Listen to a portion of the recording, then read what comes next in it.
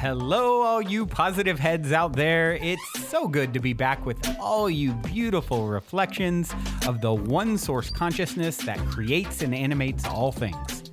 If you're new to this podcast, of course, we are super happy to have you here, and we just ask that you bring an open mind and heart to your listening experience and to be prepared to explore vantage points that I'm convinced will help shift or solidify your current understanding of the ultimate nature of reality in a way that is extremely empowering. Speaking of exploring powerful perspectives, I'm super excited to announce the release of my very first book, The Golden Key: Modern Alchemy to Unlock Infinite Abundance.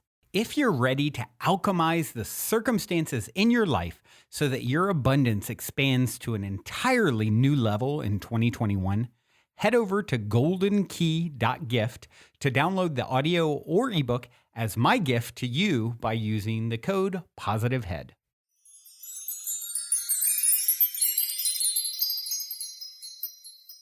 All right, all you positive heads. On this week's Soul Share episode, I'm very excited to have Doug Noll here with me on the show. Doug is a former California Attorney of the Year, award-winning author and mediator who has mediated thousands of conflicts and is a specialist at helping people resolve deep interpersonal and ideological conflicts. Super excited to have you here. As I said, Doug, welcome, my friend. Hey, Brandon. Great to be here.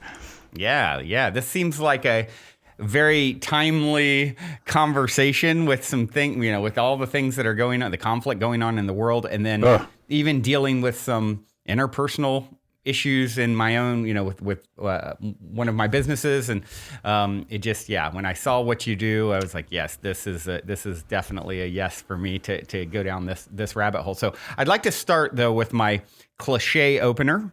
And my cliche opening question is this. You're in an elevator. The woman next to you looks over, says, "What's your passion?" You got 10 floors to answer. What do you say? Service to humanity. All right, with 9 floors to dig in deeper. I like it. I like when they're quick like that. Sometimes I get the Willy Wonka answer, as I call it, where it's the person is like launched into outer space, like on Willy Wonka. When I don't know if you saw that movie.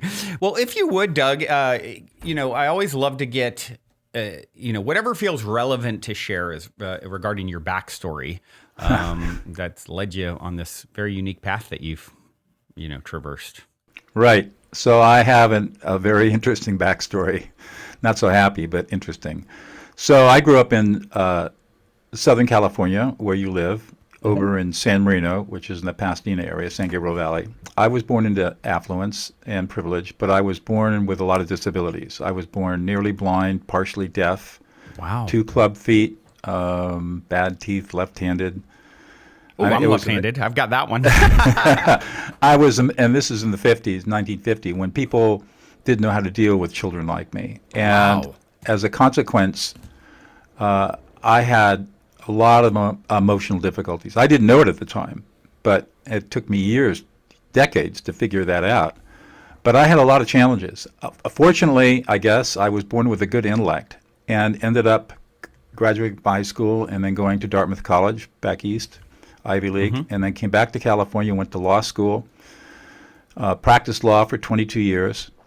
And I'll make this a quick story. I picked up the martial arts in the mid-1980s, became a second-degree black belt in 1991, and my teacher called me in and fired me. He said, "You're too arrogant. You're too much of an asshole. You're done. Doesn't fit." Yeah. Go learn Tai Chi. Yeah. Okay. So I started studying Tai Chi as a martial art, not as a contemplative exercise. And Tai Chi has 2 really interesting paradoxes. One is the softer you are, the stronger you are. And the other is the more vulnerable you are, the more powerful you are. Ooh. Soft to be strong, vulnerable to be powerful. Well, this did not compute. Yeah. But I kept practicing, and eventually these paradoxes seeped into my soul, so that one day in 1996 or 7, I was trying a case, and the thought came to me in the courtroom, what the heck am I doing in here? So after that trial, I had a rafting trip planned with a bunch of friends, so we went up to Idaho and ran the Maine salmon. And during that week, I spent the days on my raft all by myself, powering through the river and thinking about how many people I'd really served as a trial lawyer, and concluded that I hadn't served that many. And the upshot was I said, I'm not going to do this anymore. But I didn't know what I was going to do.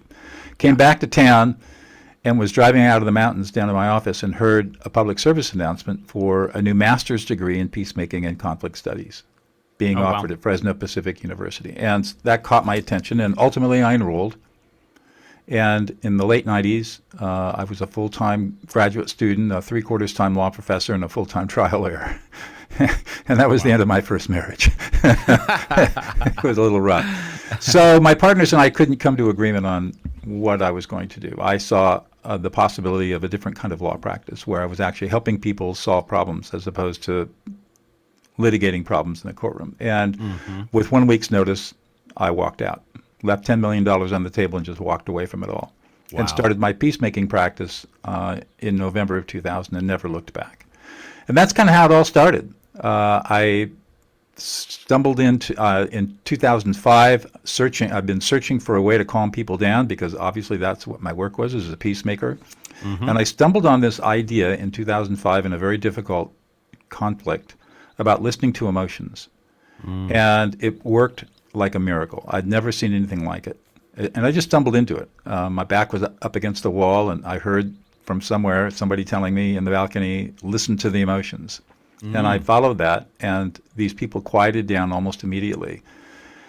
And then 2 years later, Matthew Lieberman came out with a neuroimaging study. He's a neuroscientist at UCLA, and showed why this particular idea called affect labeling works to calm people down almost instantly. So I continued. It's called affect labeling? Affect, A-F-F-E-C-T, affect. Yeah, it's got it. Think of it as emotional reflection, reflecting people's emotions rather than their words.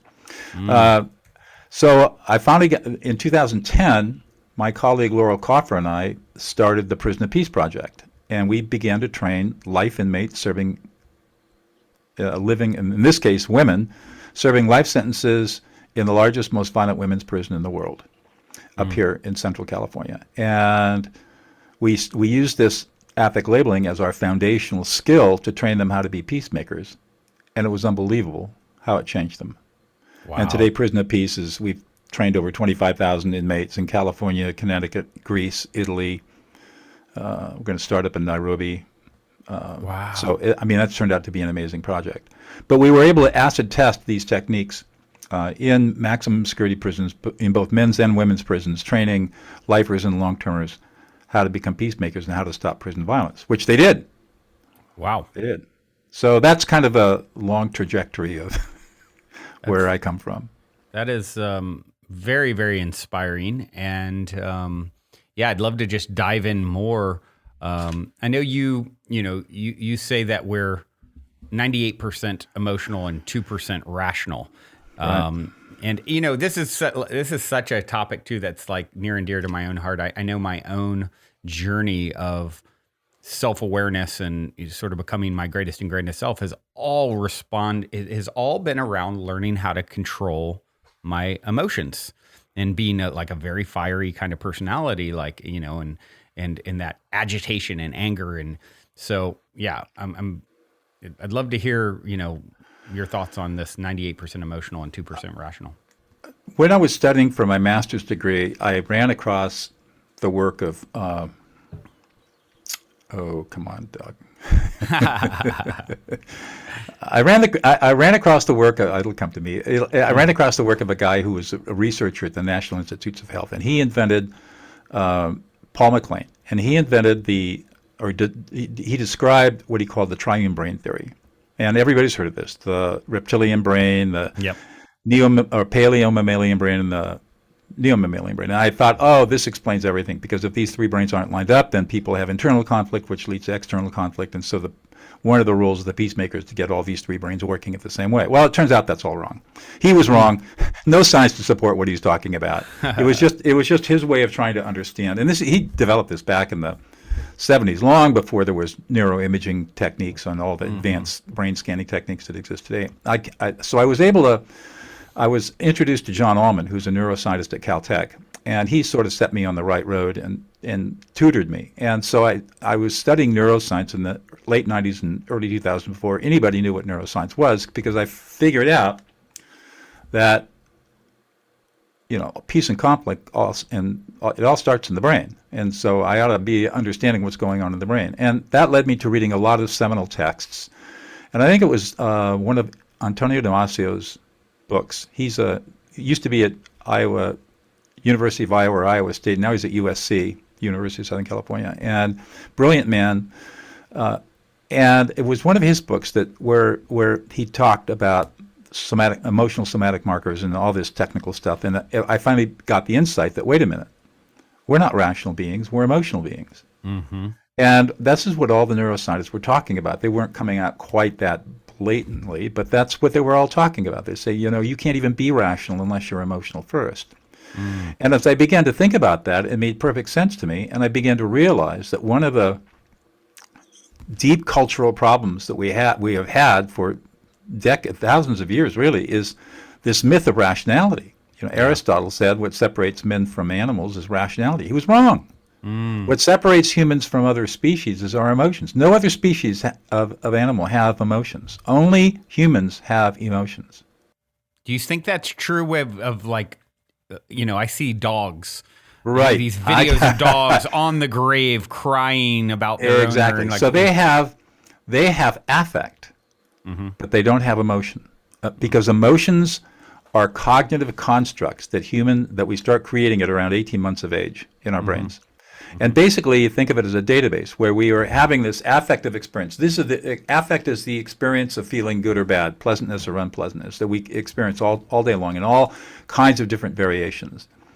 And what humans can do that other animals can't do is we can put words to those affective experiences, and those words are what we call emotion. Mm. And it turns out that when we were able to build a database of emotions, so we have a rich vocabulary associated with the experience we're having in the mm-hmm. moment, mm-hmm. we are able to regulate our emotional experience. If we do not have that emotional database well built, we are not able to emotionally self-regulate, and so we just become reactive. And most people have never learned how to become self-aware. They've never learned how to associate words with emotions because they were emotionally invalidated as children. Mm. And emotional invalidation is the most insidious, pervasive emotional abuse that exists. Remember when you were 2 years old, you're out running around, you fall down, you bump your knee, it starts to bleed a little bit, you scrape it. And you start to cry. What are you told? Don't cry. Stop. That's exactly. Wrong. Be a big boy. Be a man up. Or for a girl, put on your big girl panties. Whatever it might be. Yep. We are denied our emotional experience. At that moment, we're scared. We're frightened. We're hurt. We feel a little bit abandoned, and we're a little anxious. But we're not told to have those emotions. We're not allowed to have those emotions. We're told to stuff it. Yeah. And that process inhibits proper brain maturation of the emotional centers of the brain. Mm. And so what happens is we learn that it's an emotionally unsafe world. Mm-hmm. So we become emotionally defensive. We become emotionally shut down. We do not share our emotions. We are not able to experience true intimacy. We're not able to experience pure happiness or joy or bliss. Because it's too scary because of our childhood programming to experience that. Wow. And that is why so many people are unhappy, so many relationships are unfulfilling, and why people basically are not living happy lives. Yeah. Wow. All back to the emotional invalidation. Correct. As a child. It all starts in childhood. Wow. And it replicates itself generation after generation after generation. And our parents didn't know any better. Sure. Their parents didn't know any better. Yeah. And so we can't blame people for that, but that's the process that is causing all this stuff. And the reason that I get interested in as a peacemaker is because I'm called into these deep conflicts, and all conflict is emotional. Yeah, it's all emotional. And so what's the root of this emotion? It's invalidation. It's people not feeling deeply heard or validated. Wow. Yeah, it's interesting because really it's like this rational idea that, oh, if I tell you shouldn't do this, thing like cry, it's going to cause peace. Right. So here's what's going on with that. When we emotionally invalidate somebody else, especially children, what we are really doing is soothing our own anxiety. We're trying to soothe our own anxiety. Yeah, right. Right. Because if you stop feeling the way you feel, that'll make me feel better, and therefore that's a good thing. So actually, emotional invalidation is very selfish. Interesting. Very selfish. And because we're such sensitive emotional beings that we resonate with what's around us, it's like I'm feeling what you're feeling in some way, shape, or form, and it's making me uncomfortable. And I don't have the story to go with it, so it really sucks. That's right. Until you learn the magic tool, and then everything changes. Once you learn this basic skill, everything changes. You now know what to say, when to say it, how to say it to anybody, no matter how intense the emotions are, and you'll instantly calm them down. Literally instantly, 90 seconds. Wow, It's just knowing how to do it. Is it shut up, you idiot? You're a fool, and then you physically attack them? That's inadvisable. Okay, well, why don't you? That was my first guess. Your turn. Right. I'd love so to here's how you do it. What you're going to do is, instead of emotionally invalidating somebody or jumping to problem solving, which is another something that happens very common. I'm very guilty. Everybody goes to problem solving. We go to guilty. problem solving to soothe our own anxiety. Yeah. And that is emotionally invalidating. So here's the secret. Number one, when you're dealing with an emotional person, ignore the words. Just ignore the words. Yeah. They don't have any meaning for the next 90 seconds. Yeah. And you know something? You can afford to ignore the words because in these emotional moments, humans have a very limited repertoire of behaviors. Yeah. So you've heard this all before many times. Yeah. Number two, read the emotional data fields. And you mentioned before that we're very sensitive to other people's emotions, and that's absolutely correct. This is hardwired into us. We have an innate ability that evolution has developed in us to read and understand other people's emotions almost instantly and effortlessly. We just don't develop that capacity because we've been told that we're rational beings, not emotional beings, and emotions are bad. But we still have this innate ability. So we're going to read the emotions. And the way you do that is just to sit in silence for a moment. Don't think, don't effort, don't do anything, and just eventually your consciousness, your brain will process the emotions, and you'll start hearing words pop into your head, and emotional words, and you just start reflecting back what comes into your head. Brandon, oh man, you are really pissed. You're really angry. You're frustrated. You feel disrespected. Nobody appreciates all the hard work you put in. You feel completely unsupported. And it's making you sad because you feel betrayed by people that you trusted. And you feel completely abandoned and unloved. Yeah. Yeah. It's interesting because my partner is a speech therapist. And so I've watched her, I mean, this is something that I know she's going to love listening to this episode because she's one of the best I've come across at really dealing with, conflict and just communicating effectively. And, it's her whole world. And she deals with some very troubled, teenagers who are on the spectrum or, have come from very broken homes. And so it's more than just speech, a lisp. It's like, helping them navigate their, social behaviors and all of this stuff. And so, yeah, that's a big thing that she I've heard her say is like when someone's in that state, just ignoring what it is that they're saying. Completely. Right. Well, as I said before, we've acid tested this for 12 years in maximum security prisons. And we teach this skill as the first basic skill of a peacemaker to our incarcerated students. And they have single-handedly quieted prisons down. We got a letter from the warden in that first prison we worked in saying, this is no longer a violent prison. This place is really quieted down as a result of what you've trained our inmates to do. That's incredible. It just really speaks to the truth that we all want to be heard. That's right. And validated, that our voice matters, what we feel matters, and someone please acknowledge this, That's right. Yeah. And when you do this, And it takes some practice. This is not, I mean, it's easy to talk about how to do it, but it does take some Yeah. practice. But once you get it figured Everyone's out, got a plan until you get punched in the face, right? right? Once you get this figured out, the gratitude that people express to you because you have literally listened them into existence is immeasurable. Love that. Yeah. So that's what I talk about. We learn how to listen other people into existence by doing this. Wow. You're giving them a voice, and that's really what we want more than anything, I think, is to be heard and felt. Here's the other thing that happens. You'll appreciate this, and that is that when you engage in this practice, you experience egolessness. It becomes a spiritual practice. Because what happens is you become one with the person you're listening to. It just happens automatically. And for about 20 or 30 seconds, you're in this state of transcendence. It's really remarkable, and it happens every single time. Yeah. So as with a little bit more advanced practice, you start looking at it as how do I experience oneness? It's like a spiritual practice. Yeah, I can relate to that as someone who has really had to work hard at, keeping my fire contained and in learning how to not, go, just blow up at someone who I view as being irrational or wrong or whatever. And that's been a lifelong journey for me. And I've really started to make some, major headway, especially in the last few years, and I noticed how the sense of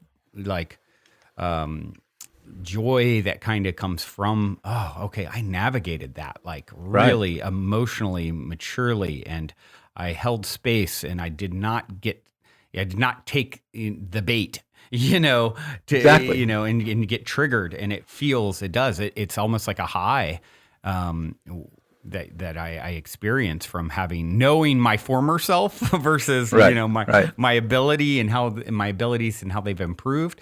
And it's like, it makes me really just feel proud and I've made some progress. Yeah. So when you're able to control your emotions and respond appropriately, you do get you feel a deep sense of pride and satisfaction that you've been able to manage something that before was very difficult. It's a deep sense of accomplishment. Yeah. And, so if you could speak a little bit to the differences between, I know you talk about the differences between emotional intelligence and emotional competence. Right. And I'd love to just understand that and why that's crucial. So emotional intelligence is a test. It's a form of social intelligence. And this is all developed in the early 90s by Solovey and Meyer out of University of New Hampshire and Yale University, two psychologists who were studying social intelligences. And they coined the term emotional intelligence as a form of intelligence other than IQ that could be tested. And so they've developed the Myers-Solovey-Caruso emotional intelligence test, which is sort of the gold standard for this sort of thing. Daniel Goleman picked this up and wrote a best-selling book claiming that emotional intelligence you can learn emotional intelligence, and then built a multi-billion-dollar empire around the idea that you can learn emotional intelligence. Well, it turns out that you cannot learn emotional intelligence, and all the people out there that talk Give about the money back. yeah, exactly. I mean, I'll talk about emotional intelligence training too in just a second because it's a big scam. But what you can learn is how to become emotionally competent, because emotional competency is a set of skills, really just 3 skills: emotional self-awareness, emotional self-regulation, and learning cognitive and affective empathy, 2 forms of empathy, which are skills that can be taught and learned. And in fact, we can have the capacity to do these things, but unless we're taught them, only a few people just happen to stumble across it and figure it out. Most people don't, but most people can be taught these things. And the emotional intelligence people don't teach any of this. They talk about it. They say, well, you have to learn how to emotionally self-regulate. So they'll say, so if you get upset, go out and take some deep breaths. Well, that's just utter BS, because it's, the effect of deep breathing what you're really trying to do clinically is work with what's known as the polyvagal system in our bodies, and the myelinated vagus nerve gets activated and hopefully quiets everything down. But there's no assurance that taking deep breaths is going to do that, and it also takes a long time. Yeah. And so everybody that claims that they can teach you emotional intelligence are wrong. What they can teach you is they can teach you sort of the idea of emotional intelligence as by describing it in terms of tests, but they really can't teach you how to be emotionally intelligent. And what I always ask people, first of all, when anybody says they teach emotional intelligence, the first thing I ask myself is this person emotionally competent? Can this person demonstrate self-regulation or self-awareness, self-regulation, and empathy in a clinically provable way? Can they do that? If they can't do that, then they have no business claiming they can teach emotional intelligence. And then the second thing I ask is, what exactly are they teaching in terms of skills? What skills are being taught here to teach you how to be aware, to self-regulate, and to show empathy? It turns out that the way I teach it, I approach it from a competency perspective. And what I've learned is that when I teach people how to be empathetic, how to use cognitive and affective empathy through affect labeling, which is what that is, all of a sudden they start to develop their own emotional self-awareness, and from self-awareness comes self-regulation. So it's completely different than the way everybody else teaches it, and this is the experience that I've seen with my incarcerated population over and over and over again. We take people who are very dark, very violent, have had hugely traumatic lives, which is what put them in prison in the first place. Teach them how to affect label another person, listen to their emotions, and reflect them back. And within a month, 6 weeks, they've completely transformed as human beings. Wow. Completely transformed. So it really comes, this emotional intelligence and self-regulation and self-awareness comes as a byproduct of, really tuning into someone else. That's correct. Let me tell you a story, because just to illustrate the point. And this story originated in our very first group of 15 women. We started training in April of 2010. And one day, we were about 5 weeks into the program, I think, into our workshop, and Laurel and I walked into this conference room. And this is not a corporate conference room. This is a dingy, dirty, fluorescent lights not working. Really, prisons are not pleasant places to teach. And one of our students, Sarah, had gotten there early, and she was sort of in the corner over in the dark, quietly sobbing. And so we walked over, and Laurel knelt next to her and said, "What's going on?" And Sarah told us this story. She said, "I've been in prison for 18 years. I was an alcoholic, and I killed a family of 4 while drunk driving, and I was sentenced to 25 to life. I had to give up my 3-year-old son to my sister to raise. And so I came to prison, and I've written him every single week for the last 18 years, and I never heard back from him. He never calls me. He's never visited me. The only information I can get about him is through what my sister tells me." Yeah. A few days ago, I decided to write him a letter along the lines of what you've been teaching us, basically listening to his emotions and reflecting back how he felt. And I just thought, what would it be like to have your mother abandon you and end up in prison? Yeah. Maybe never coming out. So I wrote that letter. And today I got a letter back from him. The first letter I've received in 18 years. Now, he was very angry, and he had a right to be angry. But at the end, he said, "Mom, I love you. I'm bringing my girlfriend, and we'll come visit you in 3 weeks." Wow. And she started crying again. Wow. That's incredible. And all he needed to break the estrangement, all he needed was to be validated by his mother. And when she did that, the barriers came down, and a relationship was reestablished. Wow. Incredible. Incredibly powerful.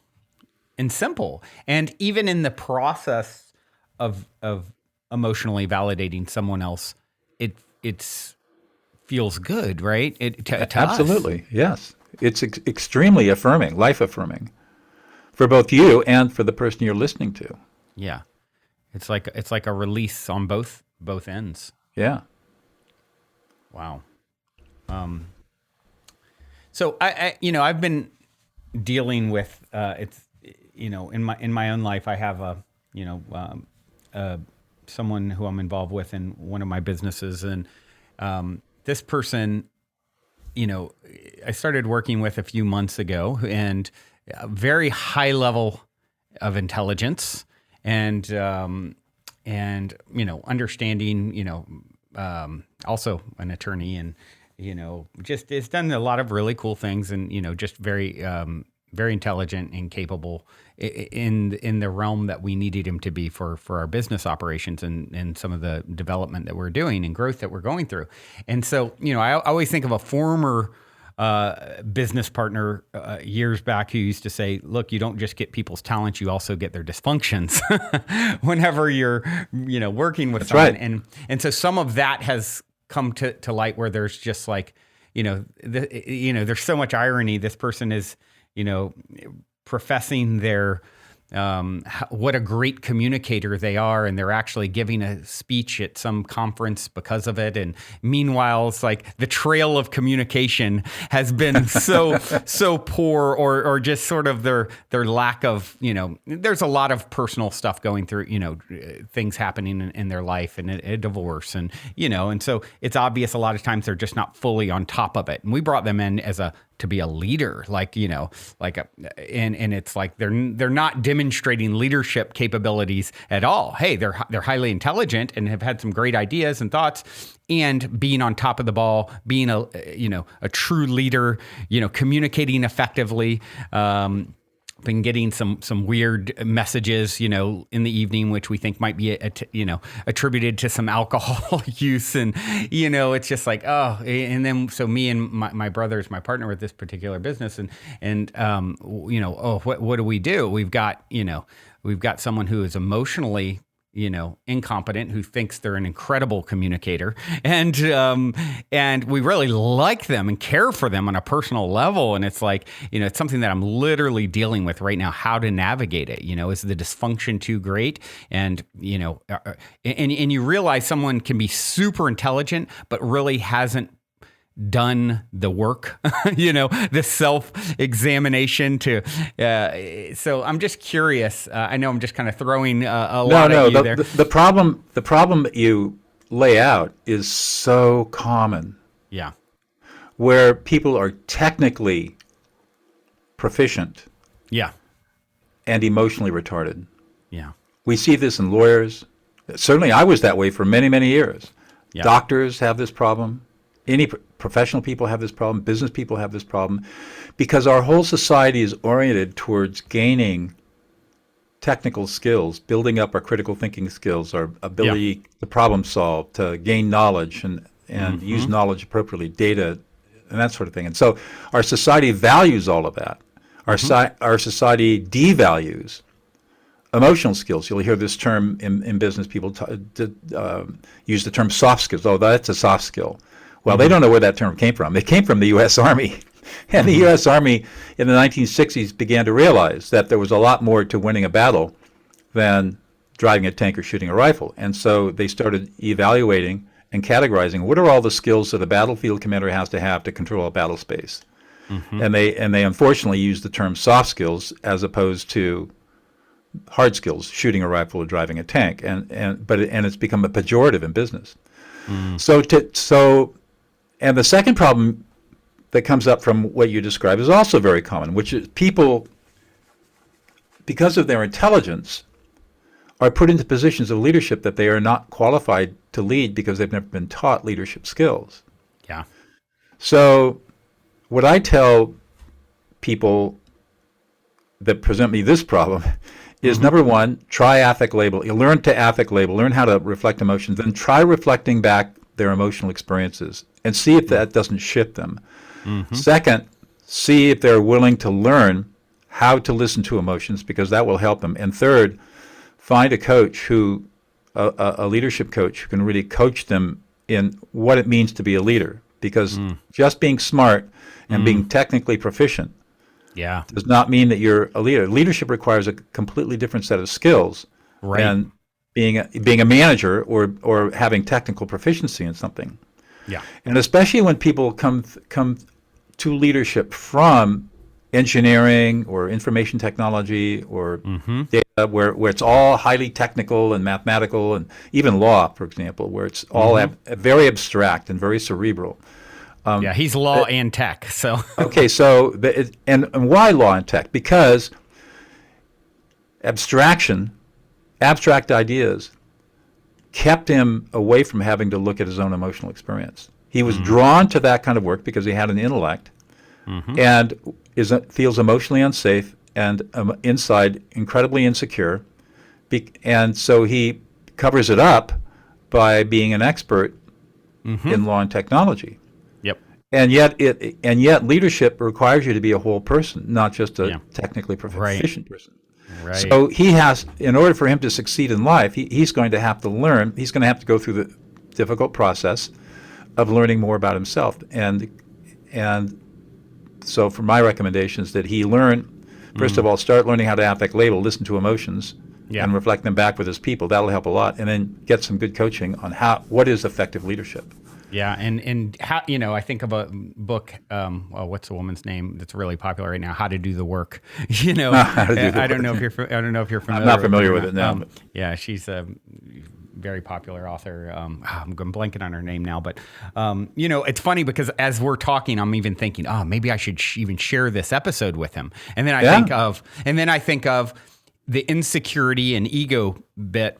I don't even know if it can get past this. It will instantly turn into, maybe so. I mean, he's intelligent and a caring guy. I really care for him. But it's like, that ego, everybody's greatest obstacle, that deep insecurity. It's like it would somehow twist all this into, an attack but that's okay. No, Brandon, that's okay. Yeah. Because if he starts getting emotional about it and he starts covering up his emotions by getting angry or aggressive, that's when you start affect labeling him. Yeah. And help him process the emotional experience he's having about being insecure, about being challenged, about not being emotionally competent. And so he's feeling frustrated, anxious, a little humiliated, embarrassed. He's sad. Yep. He doesn't feel respected. He doesn't feel appreciated and supported. Yep. And all you have to do is reflect that back to him and validate that this is what you're experiencing and it's all okay. It's okay to feel these things. Yeah. Because he's been taught for his whole life it's not okay to feel these things. To feel these things is to be weak. Yeah. To be something less than. Yep. And the absolute opposite is true. Right. Our emotions are our hidden genius. Right. It's our hidden genius. And if we're 98% emotional and only 2% rational, and we deny our hidden genius, we're leaving 98% of who we are behind. Yeah, what a realization that is. It's like you said earlier, that vulnerability. That's right. That's powerful. And soft to be strong, vulnerable to be powerful. Yeah. That was a turning point in my life when I began to realize, because I was just like the guy you're describing. Competent, super smart, very effective trial lawyer, but inside insecure, egotistical, arrogant, covering up all of my insecurities. Yep. And essentially an unhappy human being, even though I was on the outside very successful. Yeah, and it's really challenging for us because he's so capable for what we need as we go down this path of building technology and all these things. And then this dysfunction is like rearing its head in such a way. He's showing up to learn. Yeah. Right, and it's all by divine design, in my opinion. Exactly, and so now, he's here to teach you too. Yeah, and you called me on your show to give you a pathway through this. You got it. That's exactly how it all works. And it's like once you bring humility into it, it's like I always say, I teach best what I most need to learn. And I'm just, once you get that's how it all works, and and you can put that ego bit aside, you can really get on the fast track to becoming your greatest and greatest self. That's right. Yeah, humility is a big one, and I learned humility doing the prison work. Because I had a huge amount of arrogance, but I learned hard. Not easy, but I learned. Yeah, my brother, who's my partner and dealing with this individual with me, we're business partners, and then this is someone who's come in recently, as I said. And my brother wrote a song years ago, and I always remember one of the lyrics is one of my favorites. He said, "Humility is the key word when faced with these lessons." That's right. And such a great lyric, and so true. That's right. So I think this guy has a lot of potential, and I do too. And it's an opportunity for everybody to grow in really powerful and dynamic ways. Yeah. Yeah. Just get the right tools. Yeah, absolutely. It's definitely has a good heart, and it feels, and you talk about things happening for a reason and everything. I mean, he feels very familial to us too. It's like, it's like, you remind me of my uncle. And he's a soul brother of some kind. You can feel the soul brother. Right. Yeah, you can feel that soul contract stuff, and it's really interesting. Wow. Well, I'm curious. We're dealing with so much. I've talked about a little personal rubs, and I really appreciate that. Your advice there too, and your perspective. I am going to share this episode with him, and I'm curious. Take it to the world scale. Vladimir Putin, the Ukraine. Like, wow. Like, right. I don't even. What are you I don't even know what the question is. What are your thoughts? Like, well, obviously I'm as upset about this as everybody else. And I look at it through the lens of a peacemaker and think about, is peace possible here? And the answer is no, it's not. Yeah. Yeah. Putin I did a LinkedIn article last week, I think, on Putin's failed decision-making process. I teach decision-making under stress and conflict at Pepperdine. That's Strauss Institute. And so I teach my graduate students what is decision making and how does it work and why are all decisions emotional. And when you look at Putin's, from what we can tell from the outside, when you look at what his decision making process was, it was horribly flawed. Yeah. And basically he's made every decisional mistake error you can make in the book. And he's so caught because he is insecure. He puts on all this macho stuff, but inside he's really an insecure man. And so now there is no way out. There's no way for his fragile ego to admit defeat. He's not a humble man. Yeah. He cannot accept humility and say this was a horrible mistake and error. And so he's taking his whole country down with him. Yeah. And this is going to end bad for everybody, no matter what. I mean, it could add. The only difference is how bad is it going to be? I know. It's going to be bad. Fears. Just how bad? Is it going to be nuclear, or is it going to be chemical gas? I mean, what's going to happen? Russia as a country, of course, is going to get destroyed economically. It already has been, and there's just no way. There's just no way out. And and it's frustrating. There is diplomacy going on, but they just keep coming to impasse because the people that are negotiating on the behalf of the Russian Federation don't have authority to do anything because Putin makes all the calls, and so they don't have authority to negotiate a peaceful settlement. Yeah. They have authority to make Putin's demands, which are ridiculous, and so there's just going to be a lot more pain, and maybe there'll be enough pain eventually that hearts will shift. But I applaud the Ukrainian people for what they do. It's amazing to watch what they're taking down the bear, and it's amazing. And I think our restraint is wise. There are a lot of people that are calling for a no-fly zone and all that sort of stuff. I think that we have to exercise restraint here. That there's too much danger of nuclear conflagration. So we have to just be very, very careful and very cautious. But at the same time, support the Ukrainian people in any way that we can. Yeah. Short of putting boots on the ground or airplanes in the sky. Yeah. Yeah. It's really, it's such an extreme example of someone who is just, emotionally unregulated. And it's like here, it's like you see with the Donald Trump character, I always think of like, wow, what an interesting example of ego gone to the max potential it can go to almost. Exactly. Like, but wait, there's more. Here, let me show you something even. And here's the thing, Brandon. Think about, if you're thinking about Trump, think about how many people admire him. Yeah. As a human being. I mean, almost half the country thinks that he's the best president we've ever had. Yeah. And so what does that say about them as human beings and where they are emotionally in their lives? And this goes back to what I was talking about earlier. Emotional invalidation, the first deadly sin. It's an insidious and pervasive form of emotional abuse that has destroyed people. Yeah. So they hurt inside. They're angry. They're frustrated. They feel disrespected. And here's a man who gets up and voices everything they feel Yep. in a what I find to be an appalling way, and they resonate with it because he is giving them a voice, Yeah. Right. and it makes them feel good, even though inside they're all hurting. Yeah. Yeah. It's like this emotional invalidation, from this conversation, it kind of jumps out at me like this needs to be the number one thing that every parent is taught. Like, okay, there's That's right. one thing you can't screw up. That's This idea, burn it into your brain, heart, mind, whatever you Right. have to do. Because what I envision when we talk about this is like, it's energy. Everything is energy, right? And so energy That's is right. trying to flow, and then you just literally plugged a hole, That's and right. you're not no law. It's like stagnant water.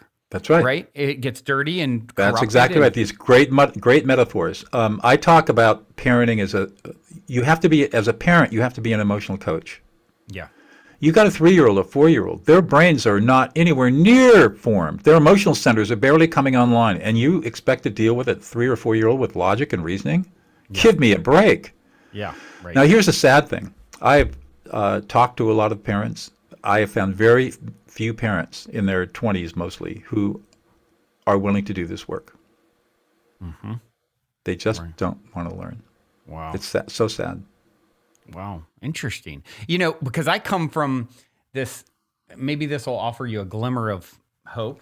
I come from, my community, I guess you would say, I am pretty involved with like the transformational festival scene and sort of Burning Man-esque, crowd and a lot of festivals and events and workshops and have a co-living space in Venice Beach that we do a lot of that sort of thing here. And so I'm around a lot of people who really are very focused on doing that emotional work, almost to the, it's like, sometimes it's sort of like, to an extreme, like, okay, you're stop processing so much. So I will tell you, there is hope. There is hope that there are, even my son who's 23. I mean, he's the most emotionally intelligent human maybe I've ever known. I mean, I've learned from him my whole life, and I attribute it to it's like, okay, I feel like he's an old soul, and he came in here to help even inspire me. He's just wonderfully emotionally intelligent and self-aware, and so there are those out there. It's like that book, Do the Work, and I'm gonna just throw that out there because I know a lot of people. I haven't read it myself, but let me see. Oh, How to Do the Work by Dr. Nicole Lepera, Lepera. Recognize your patterns, heal from your past, and create yourself. I know it's like been hugely, hugely popular, and so there are a lot of people that are like focused in that way, and so yeah, there's hope. There is hope, and what I've learned. I mean, look, I've worked with the worst of the worst. Yeah, I worked in Corcoran State Prison. In Corcoran, California. It's one of the supermax prisons in California. There are two of them, one Pelican Bay, the other one Corcoran. I worked for 3 years working with guys coming out of gangs who lived a life of extreme violence. Yeah. And trained them all how to be powerful peacemakers. Whew. Yeah.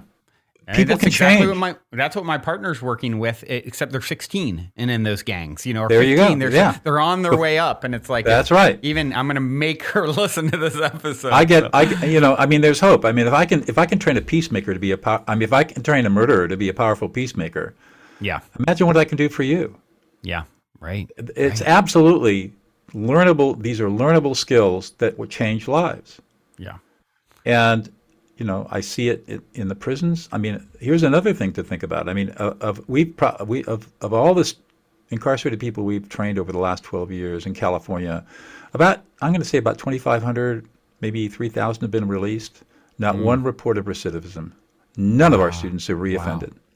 Wow. You've opened up the energy to move again. That's right. We taught them about their own humanity. We didn't intend to do that. We wanted to just teach them how to be peacemakers and stop the violence. But the process forces them to grow into human beings and to move away from violence and towards peace, just because of the skills they learn and practice. It's such a great example of, I always say, whatever you want for yourself, give away to another. There you go. Because we are all, literally one, I believe, and the consciousness that animates my form is the consciousness that animates your form. The separation between us is illusory in nature. So you're going to find the opportunity, like Gandhi said, if you want to find yourself, lose yourself in the service of others. I believe that holds true because there are no others.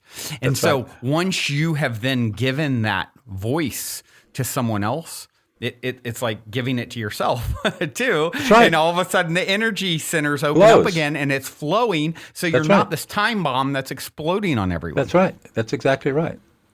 Yeah. That's exactly right. And that's exactly what happens. And we watch the transformations. Every time we teach, we watch the transformations occur. And it's every time we watch the miracle unfold before our eyes, which is why we keep going back into, of course, COVID shut us down, but we'll be going back in. Yeah.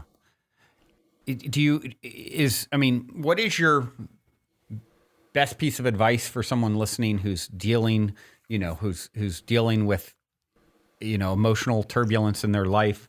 Is there anything aside from just anything that they can do to ensure, like I said earlier, everyone's got a plan until you get punched in the face. That's right. As Mike Tyson said, that helps prepare them to ignore those words, read the emotional field so that they can effectively reflect back without being thrown off, the horse emotionally themselves. Right. I teach this. So people can go to, I've got a page that I created, dougnoll.co/ Positive head. Positive head, right. And on that page, there are resources that you can start learning how to do this. These skills are counterintuitive and counternormative. And so it does take some practice, not a lot, but it does take some practice and some coaching. And, so those opportunities are available for people that want to learn this stuff. It could be as simple as downloading an ebook, which is available on that page, or buying my fourth book, De-Escalate, How to Calm an Angry Person in 90 Seconds or Less, or taking one of my online courses or reaching out to me for some personal coaching. Yeah. It's just a matter of learning. It's learning how to do a spreadsheet or learning how to ride a bike. It's just finding someone who knows these skills and can teach them and then start practicing them. And it'll transform your life. Yeah. In 4 to 6 weeks, people completely change. Wow. And you just have to have, inertia, as you know, being in this business, life inertia prevents people from making change. They just keep on. They see the same problems over and over again, but they never have enough energy to move out of the inertia of the same to change direction. Yeah. So people that I see mostly they've had it. They're looking for a way to really get out of that inertia. And so that's what I suggest to the people who are listening. You've got conflict in your life. You've got angry people in your life. Maybe you feel emotionally shut down yourself. How long do you want to tolerate that? Because you do not have to tolerate. You can end fights and arguments in your life forever. Yeah. Never have another fight or argument ever again with your partner, with your children, with your boss, with anybody you work with. You stop fights and arguments forever. All you have to do is make the effort to learn these skills. And they're not hard to learn, but it does take practice. Yep. Yeah, makes total sense. It's like, that point is an interesting one, the inertia of your everyday life and making the time to do something new. That's right. It's this idea, like Henry Ford said, whether you think you can or think you can't, you're right. So or Joe Dispenza talks about this, like how important it is to disrupt the pattern that you're in your life. Right. And when you start playing with the idea that you are, a master of time and space and it's all sort of malleable, then you can create the space to do these things if you tell the right story around it. And, obviously it's those small steps. It's like if I'm, driving from California where I'm at to New York and I shift my trajectory by, 1 degree, I end up in Maine or something, right? So it's over a long haul, a 1 degree difference makes a big difference. That's right. So just those little steps and telling the right story, you can do it, and others have, right?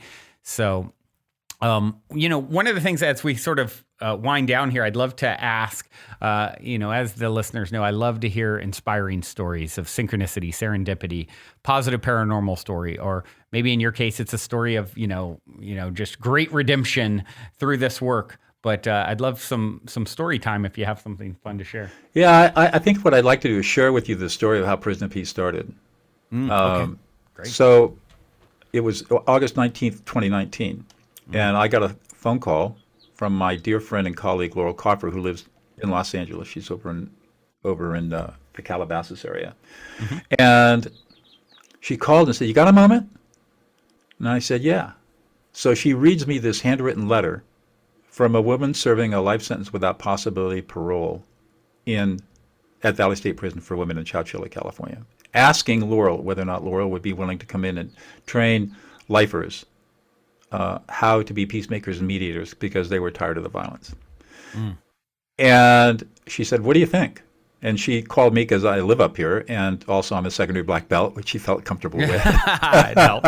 and also she knows I'm a skilled trainer and teacher and professor, and so I was, in her mind, the obvious choice to be a partner on this. And I said, I thought about it for a nanosecond, and I thought, this is going to be huge. And I said, yeah, I think we should do this.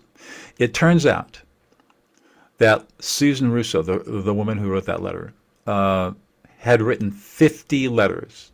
Wow. Around the state. This was the last letter she wrote. Nobody else answered the letter except for us. Wow. And that's how it started. Wow. That's incredible. Incredible. The ripple of impact that now she's had by being persistent. That's right. Wow. What an inspiring story and an inspiring conversation. It really speaks to, how much hope there is to create peace on our planet with such simple yet profound techniques. Simple little ripples. Yeah. I was coaching a group when the COVID started, and one of the exercises I had my students do is, I want you to walk around the block, and when you see a neighbor that you don't know or haven't seen in a while because everybody's been shuttered in, social distance and say, "How's it going for you?" Yeah. Just an open-ended question, and then start affect labeling them. Doesn't matter what they say, just read their emotions and start affect labeling. And they started doing that, and they all reported how they validated all these people who had all been shut in for months and months and months and months. Just having human contact and having somebody listen them into existence completely changed their lives. Yeah. And those are the ripples of peace that we can all do every single day. It costs us nothing to do this. Yeah. And yet the profound effect of just listening other people into existence every single day is just over time an amazing effect on all of us. Well, not only is it instantly rewarding for you in that moment, for them in that moment, but I call it the good kind of selfish. When you start to understand, like, hey, this ripple of impact, I'm doing it to an extension of self, and therefore I must feel the energetic repercussions. And so the goodness, that it circles back into your own life in ways you could never even, that's right, count on or know or understand. That's right. And whether or not something reflects back to you in goodness or not is immaterial. You're doing goodness yourself. And so if there are you're positive... getting the reward then. That's right. And if something else positive happens from that, well, okay, that's Even great. better. Icing on the cake. Icing on the cake. It's all about serving others. Yep. Well, this has been very inspiring, Doug, and Thank you, Brandon. Super grateful for you and your time. And once again, for those that want to learn more, they can go to your website. It's dougnoll.co/positivehead. It's just a shortened link. My website is dougnoll.com, but I use dougnoll.co. It helps me track. Okay. I'll put that link in the show notes here too. So, great. Excellent. Well, I do have one final question for you here as we sign off, and it is this, my cliche closer. In 60 seconds or less, what is the meaning of life, according to Viktor Frankl? To serve others. I mean, when you read his book, The Meaning of Life, he was a Holocaust survivor and then became a psychiatrist. And ultimately, what he discovered, and I have discovered it true, is the ultimate meaning of life is to serve others. Yeah. And when you serve others, you serve yourself. Yeah. There's another interesting thing I heard about the other day, which is you spend you spend the first half of your life taking and gathering and collecting, Yeah. and you spend the second half of your life giving and serving and helping others. Yeah. Very And interesting. isn't that inspiring to know for those of us who, most of us are well beyond our, our teenage years and Right. that are listening to this. I'm sure there's some out there, but the second half is happening now or ahead. And it's like, just, the quicker you can get into that state of how do I lift up those around me? It's like a rising tide raises all ships. Right? It's amazing. My life really didn't start until I turned 50. Yeah.